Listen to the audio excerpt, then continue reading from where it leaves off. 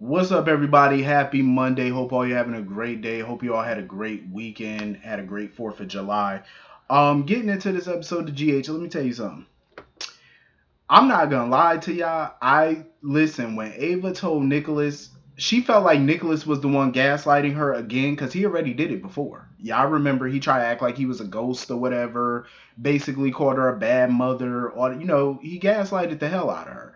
So I don't blame Ava for thinking that Nicholas is gaslighting her again because I'm gonna be honest. When this whole stalker business started, Nicholas did come across my mind as a potential suspect. He did. I didn't want to believe it, but he did cross my mind. Um, but Nicholas really does care about Ava. Like he really does love her. I genuinely believe it because I could see it all over his face. And he looked like he was hurt that she even thought that he would do that to her again because he told her like he regretted doing it the first time, so he would never cross that line and do it again. And I think he genuinely just wants to find out who the hell is doing this, so that way they can get their lives back on track and get to normal. I'm gonna need Ava to calm down. That's my boo, but I'm gonna need her to relax. It's like, trust me when I tell you, Avery is fine. I get that she wants her daughter to be safe. I get it, but she's safe at the Corinthos house, surrounded by guards. Trust me, ain't nobody breaching that house. Ain't nobody breaching security. Carly got guards all around that place. Um, but I also know Ava wants to put a stop to this stalker business so she can, bring her daughter back home. Um, but Nicholas, I will give props to Nicholas. At least he's being proactive. He's trying to flush out this stalker. Ava, on the other hand, as much as I love her, I feel like this is not the Ava that I know because you are just giving this stalker whatever the hell they want. You know what I mean? Like you're just giving them what they want. you know, and that's not good. Cause like I keep telling y'all, I'm that type of person. I'm not going into the blackmail game. Like you're not gonna rule my life. You are not gonna blackmail me into doing what you want, and you definitely ain't gonna have control over my day to day living. It ain't going down like that. And I expected more out of Ava because Ava's that same type too. Like she seemed like she more badass, but I think this stalker might got her a little spooked because definitely seeing as how they could get into her room and all that and mess around and put a teddy bear in there, and so I get it. She's a little nervous, especially when you got a daughter to protect. So I get it. But Ava need to go in her bag and pull out that gun. But I know they're gonna be pissed off when they find out who's the stalker. I know they're gonna be mad as all get out, especially Nicholas. Um, so anyway, it looked like the PCPD are actually doing their job today. Jordan and Dante ended up following the lead. Well, they found the lead. Out of all the footprints that were in red, they found a footprint that didn't match anybody else's footprint. So they're pretty sure that that's the stalker's footprint. So at least they got a lead because, sometimes the PCPD got to be led by their nose by other people. So I'm like, thank God y'all figured something out for yourselves. Y'all did some good, decent police work today, Dante and Jordan. I'm proud. You did some good work. Good for you. Kudos. I'm gonna give y'all a Scooby snack later on. Y'all finally did good. Um. So anyway, moving on from that. So Trina showed up to the party all in red and all that. And she told everybody what happened at the gallery. Um. And of course, Spencer, the new Spencer, popped up, and he's going by the alias Victor. And he was bad mouthing Ava, and Trina was getting all defensive and stuff when he was talking crap about Ava. I'm liking this chemistry though between Trina and Spencer. I'm liking it. I'm gonna miss the old Spencer though. Nicholas Belcho, he definitely made his mark, so I'm gonna miss him. But this new Spencer, I'm willing to give him a chance. I'm willing to give him a try. Um, Trina was looking at him like hot sex on a platter. I was like, Trina, calm down, cool your jets. Okay, go take a cold shower, calm down. Cause she was definitely giving him a look like, yeah, if my parents wasn't here, we'd be getting busy on that dance floor. That's how she was looking at him. And he was looking at her like the same, like he was definitely interested when he looked at Trina. I said, okay, all right now. Um, I could definitely see Trina and Spencer getting very acquainted. I could definitely see that going on. And I'm very interested in seeing that because I think it's gonna be good. And Spencer, he feels like this whole stalker thing, getting revenge on Ava, he feels like he has to do it. He felt bad for his dad, but he felt like he had to do it for his dad's sake, for his sake. Spencer never forgave Ava for that. When he thought his father was dead, he never forgave Ava for backing Valentine instead of him. You know what I'm saying? Like, he always wanted revenge on her for that. And Spencer is going about it in a true Cassadine-like form. I think Helena would be proud of the way her great grandson is handling business. Because that's the Cassadine way. Get vengeance on those who did you wrong. Um, I just don't want to see Spencer take it too far. I don't want to see him make it deadly.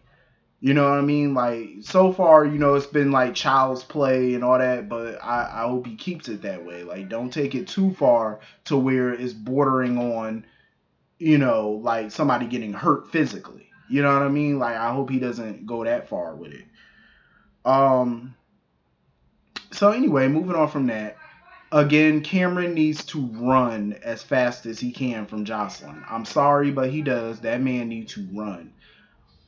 They finally figured out that Dev, you know, put all that junk in there. He wrote all that stuff in her journal about Cameron being a bad kisser. They finally figured that little mystery out. Took them long enough.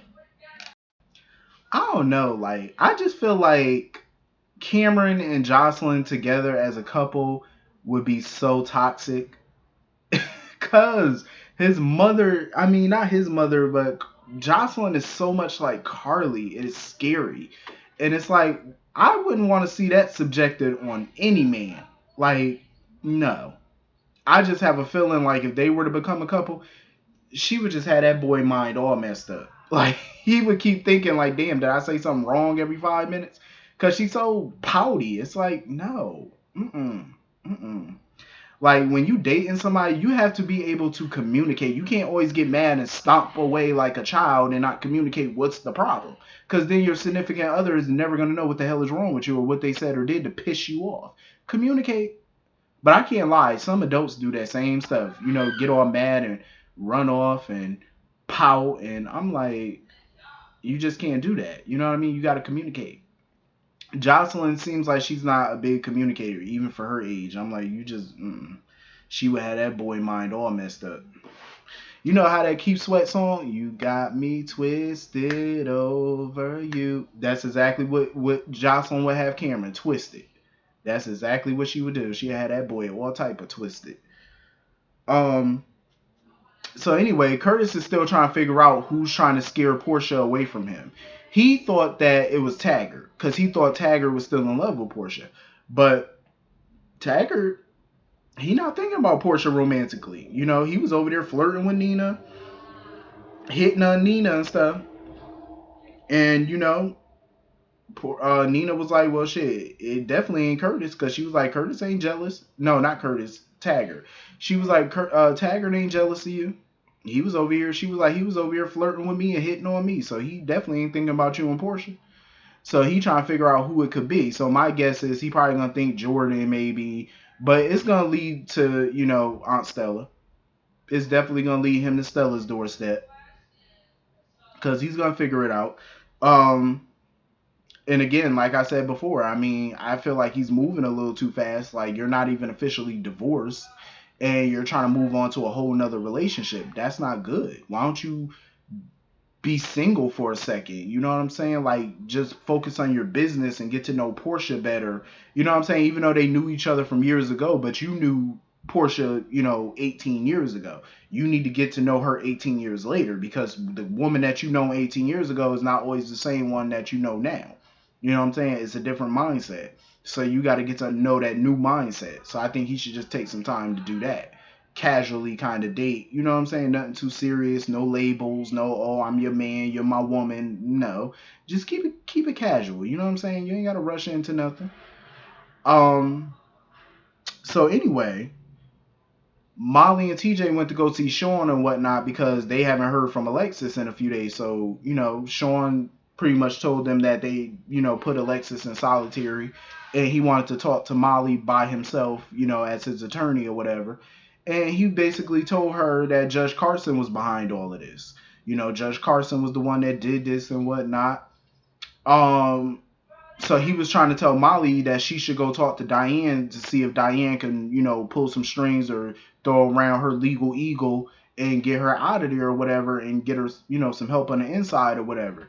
But Molly feels like no, she wants to handle this herself and take Judge Carson down herself. I respect it. She got a lot of moxie. You got guts. I get it. I respect it. And I mean, don't get me wrong. Y'all know I love me some Molly. I think Molly is smart as hell, but I don't know about taking on no judge now. That's a tall order. You know what I mean? But if Molly could take down Judge Carson, kudos to her. You know what I'm saying? But Molly needs to craft a plan because to take down the judge who holds your mother's fate in the palm of her hand and she got power, you got to be very careful about what you're doing. Molly needs to be extra careful and make damn sure she knows what she's doing before she do this. Cause there's you can't mess up. There's no room for error on this. You're dealing with a judge who's politically connected, and what you mess up doing, it could not only affect Alexis, but it could affect Sean too. So Molly, get it together. You come on now, get a strategy. Cause she told TJ that she was gonna take Judge Carson up on her offer to be her mentor or whatever. I'm like, you playing a dangerous game, Molly. I hope you know how to win because now you playing with the big boys. You know, you playing a grown up game, so you got to have a grown up mind. But don't, like I said, Molly's very intelligent. Don't get me wrong, but I just hope she know what she doing on this because, like I said, there's no room for error. So anyway, moving on from that. Britt and Jax. Lord have mercy. I love me some Britt. She does. I'm not gonna lie. She does have chemistry with Jax. She does. But the reason I don't want her with Jax is because Jax, he too judgmental for me. Like he too judgy. Like he's too holier than thou. Like I could never. I don't like people like that because we all go through our phases. Especially our whole phase. And when you go through a whole phase, you don't like nobody judging you for being a hoe. I'm just saying, because I go through that too, and it's like, I don't need nobody judging me. You know what I'm saying? There's nothing wrong with going through your whole phase. As long as you protected, the person you with is protected, y'all clean, y'all good. But don't be judging me. But also because she got a past, you know what I'm saying? Like she used to do criminal things and her mama do criminal things or used to do criminal things. And Jax is just a little pompous sometimes. It's like, you know. But I was here for it, they little one night stand or whatever. I said, okay, she had revenge sex or whatever. She got her groove back, or whatever. But she did it just to numb the pain of, the whole Jason situation and whatnot. I just really hope they're not setting up a Who the Daddy storyline. I hope they not because she recently slept with Jason and now you're sleeping with Jax now. It's like I hope they're not because I don't want to see 250-something-year-old dudes battling over who the baby daddy. And we don't need to see another baby right now. We don't. And that's what the writers keep doing. They keep doing baby stories. I be like, no, no, no, no. We don't need to see another baby story for at least another 15 years. I'm over it. Damn it. But Jax, you know how he is. He basically was trying to tell Britt, oh, you dodged a bullet with Jason. Oh, you need leave that alone or whatever. Jax, shut your mouth. See, that's that judgy shit I be talking about. Jax is so judgy. Like, just put the shut to the up, Jax, and be quiet. Or that judginess. And Jax talking about he not pining away for Carly or whatever. I'm like, yeah, but a couple of years ago, you was basically begging her to leave town with you. Now, all of a sudden, you ain't pining away for her. I mean, he still hung up on Nina, of course, but I'm like, that ship has sailed. Especially once he find out that, she messing around with a married man, Mike, aka Sonny, but I guess. So anyway, moving on from that. Alexis, I feel bad for Alexis because she was all up in the solitary confinement, having nightmares and stuff, and all up in her head. Like she was just losing her marbles up in there. And I couldn't imagine being solitary confinement. I like being by myself, but the beauty part is I can open the door and leave.